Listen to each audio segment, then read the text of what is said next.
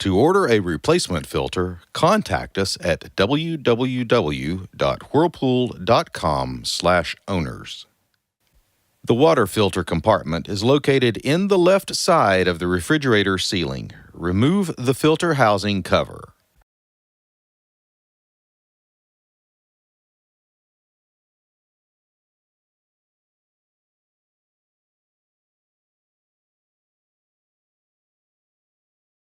Locate the accessory packet in the refrigerator and remove the water filter.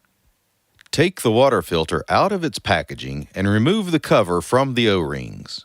Be sure the O-rings are still in place after the cover is removed. Insert the filter into the housing and turn the filter clockwise until it locks into the housing. Note: if the filter is not correctly locked into the housing, the water dispenser will not operate and water will not flow from the dispenser. Add the filter housing cover in the front of the water filter. Flush the water system.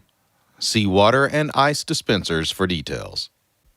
Important: if you do not flush the water system, you may experience dripping and/or decreased water flow from the water dispenser. Refer to your owner's manual, quick start guide, or scan the QR code on your refrigerator for additional information.